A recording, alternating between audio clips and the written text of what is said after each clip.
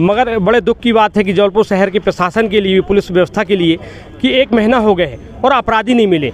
हम जिस समाज से आते हैं, हमारी समाज को जो है अपमानित करने का प्रयास वहाँ के थाने के टीआई के द्वारा किया गया, मगर इससे प्रतीत होता है कि 1 महीने में भी ना अपराधी पकड़ा गया, ना वो महिला पकड़ी गई। उल्टा उस परिवार को प्रताड़ित करना, उसको अपमानित करना, जाति सूचक शब्द का नाम लेना, इस तरीके की माननीय जो है टीआई के द्वारा घटना और हरकत हो रही है। जो समाज है, अन्य परिवार हैं, उनकी भी बच्चियां हैं कोचिंग जाती, तो वो निर्भीकता से अपने बच्चों को कोचिंग तक पहुंचाएं और घर में स्वतंत्र रहें। 18 अक्टूबर की शाम एक नाबालिग बच्ची अपनी कोचिंग पढ़ने जाती है। जब वह कोचिंग नहीं पहुंचती तो एक वहाँ से रहस्यमय तरीके से लापता हो जाती है और 19 अक्टूबर की सुबह नरसिंहपुर के आगे साली चौका के समीप रेलवे ट्रैक पर उसकी लाश संदिग्ध परिस्थितियों में मिलती है।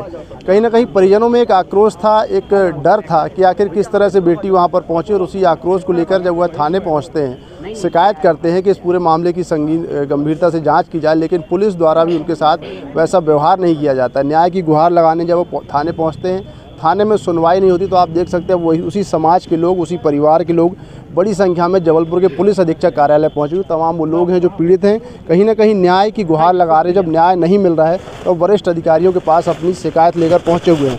आप देख सकते हैं साफ तौर पर तमाम जो लोग हैं हाथों में पोस्टर लिए हुए और न्याय की गुहार लगा रहे हैं। तो इस सैन समाज के लोग यहाँ पर पहुँचे हुए हैं। क्या प्रमुख मांग है, क्या पूरा मामला था, कैसी यह घटना हुई?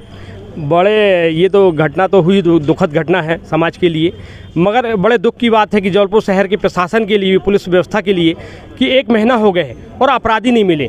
अपराधी के साथ जो बिटिया को उस दिन स्टेशन से ले जाते हुई महिला थी, जिसकी फ़ोटो कैमरे में आ चुकी है, उस महिला को भी नहीं ढूंढा गया। उल्टा उस परिवार के व्यक्ति को, हम जिस समाज से आते हैं, हमारी समाज को जो है अपमानित करने का प्रयास वहाँ के थाने के टीआई के द्वारा किया गया। अपमानित शब्द बोला गया, जाति सूचक शब्द का उपयोग किया गया।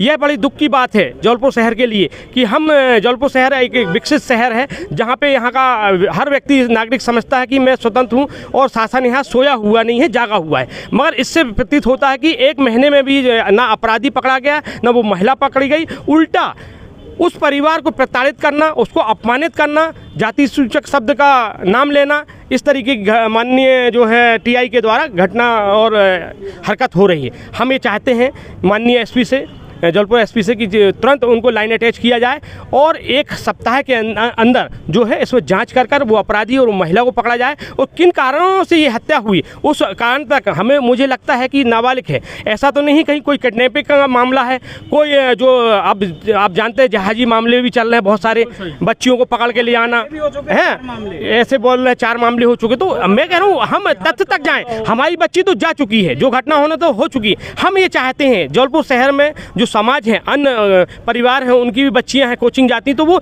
निर्भीकता से अपने बच्चों को कोचिंग तक पहुंचाएं और घर में स्वतंत्र रहें कि पुलिस प्रशासन सोया नहीं, जागा हुआ। यह मैसेज जबलपुर माननीय एसपी और जबलपुर का प्रशासन देने का, और माननीय शहर की जो हमने 8 विधानसभा में विधायक और मंत्री माननीय राकेश सिंह से भी हम आप मीडिया के माध्यम से आग्रह करना चाहते हैं कि 1 महीना हो गए, इतनी बड़ी घटना हो गई, उस संज्ञान नहीं हुआ, वो भी इस पर संज्ञान ले और उस परिवार से मिले कि भाई आपकी परिवार की बच्ची गई है और बच्ची के साथ ये घटना हुई, और हमारे मंत्री रहते हुए ये हमें बड़ी दुख की बात है, शर्मिंदगी है उनके लिए भी होना चाहिए कि उनके शहर में ऐसी घटना हो रही है। बिल्कुल, देखिए साफ तौर पर जब बच्ची घर से लापता होती है तो तमाम सीसीटीवी फुटेज जो है वह परिवार के सदस्य खुद ही ढूंढते हुए तलाश करते हैं, और उन्हें कई जगह सीसीटीवी फुटेज में कोई संदिग्ध महिला के साथ वह बच्ची दिखती भी है, जो नाबालिग बच्ची, उनके भाई भी हमारे साथ हैं। किस तरह से यह घटना हुई, किसी पर शक है आप लोगों को, और क्या क्या अभी तक पुलिस को आप लोगों ने ब्रीफ किया है? नाम उन्हें दिया हूँ, जिस पे शक है उनका नाम भी दिया हूँ, क्योंकि उससे लास्ट कॉल उससे बात भी हुई है, मैंने सब थाने में लिखवाया हूँ। पर अभी तक मेरी ये है कि हम उम्मीद रखते हैं कि पुलिस हमारा साथ है, पुलिस के बल पे हम सामने आते हैं, पर पुलिस ही हमको दबा रही, हम ही को डरवा रही। तो आज हम पुलिस ही से अगर हमारा भरोसा उठ गया तो हमारा साथ कौन देगा, हम किसके भरोसे रहेंगे? आज वही हमको, अगर हमने उनको नाम बता दिया कि सर ये है, और अगर हमने किसी से धोखे से ये बोला साहब से कि साहब ये लड़के वहाँ बैठे थे, उन पर मुझे शक हो रहा है, तो उनने हमको ये बोल दिया बेटा मैं लड़के को उठा के अंदर करूँगा, मारूंगा, पीटूंगा, और अगर वो लड़के नहीं निकले और उनको मालूम चल गया कि तू रहा और तेरी वजह से वो पिटे हैं, तो सोच लेना वो तेरे साथ क्या करेंगे, तू समझ लेना, वो समझ लेंगे, मेरे को उससे में कोई लेना देना नहीं। किस तरह का शक लग रहा है आपको? कोई लड़का उन्हें परेशान करता था, या फिर कोई पारिवारिक या कोई ऐसा संदिग्ध आदमी जो अपने साथ ले जाकर इस तरह की घटना कर दी और उसके बाद बॉडी मिली वहाँ पर? एक लड़के पे हमको शक था, वो उसका हमने पहले भी बायोडाटा निकाल चुका, उस दिन भी उसका नंबर हमारी कॉलर आईडी में निकला है, तो वो हमने सब वहाँ संदेह हालत में सब बता दिया है। वो लड़के का नाम वो एड्रेस सब उन्होंने निकाल भी लिया है। अब CDR भी निकाला, क्या निकाला पता नहीं, उनने तो मेरे से बोला हम सब सुन लिए, सब हो गया, हमें ऐसा कुछ भी नहीं है, लड़की अपने से गई है। और हमारा कहना ये, बच्ची अपने से जा ही नहीं सकती। जो बच्ची 30 किलोमीटर यहाँ गाँव में अपने नाना के यहाँ, मैं उसको कई बार भेजा तो वो अपने ट्रेन से बोलती थी भैया मेरे को डर लगता है, आप गाड़ी से ले चलो। वो बच्ची कैसे गई, कहाँ से गई और कैसे, और उसका क्या मटी दिमाग हुआ, क्या घुमाया गया। और 250 किलोमीटर जहाँ बच्ची मिली है, अगर उसका देखा जाए तो 9:30 बजे ट्रेन वहाँ से गुजर चुकी है और बच्ची सुबह 7 बजे देखी गई, तो फिर रात भर बच्ची कहाँ थी। और बच्ची का बैग अलग पड़ा था, चप्पल अलग पड़ी थी और उसका बैग वो बॉडी अलग पड़ी थी। तो ये सब चीज़ें देख के तो अलग ही समझ में आ रहा है कि क्या है। तमाम चीज़ों की जब शिकायत की आपने थाने में, तो पुलिस का क्या बिहेव था जिसको लेकर आप लोग आक्रोशित होकर आज आए? क्या पुलिस द्वारा क्या कोई मदद नहीं की गई, कोई कार्रवाई नहीं की गई? पुलिस जिस तरीके से कार्रवाई करना चाहिए वैसे नहीं कर रही है। और ऊपर से जब हम वहाँ जा रहे हैं तो हमको ये बोल रहे हैं कि यार तो देखो तुम मेरी नज़र में वो हो, तुम बाल काटने वाले क्या हो, तो तुम उसके अलावा मेरी नज़र में कुछ भी नहीं हो बेटा तुम। और अगर तुम ज़्यादा यहाँ वहाँ से नेतागिरी या किसी का कॉल आप दोबारा मेरे पास आया है नेता या मेरे अधिकारी का, तो मैं तुमको उठा के अंदर करूँगा, तुम सुधार अकल ठिकानी आ जाएगी, तुम पे ही लगाए कि तुम्हारी वजह से बच्ची ऐसा हुआ वैसा हुआ। आज मैं अपनी बहन को लेकर परेशान, बच्ची की जैसे मैंने पाला, और आज मैं अपनी बहन के लिए मतलब इतना रोपी, मतलब मेरे को इतना गिरा दिया गया खाने के साथ, इतना मानसिक प्रताड़ना मेरे को कर दिया गया कि मैं बहन को लेके वैसे ही परेशान हूँ। और ऊपर से मेरे ऊपर जॉब लगा रहे, मैं डर के मारे कहीं जाने में मेरे को डर लगता है कि यार पुलिस हमको पता नहीं क्या करेगी, कहाँ से उठा ले, क्या करे।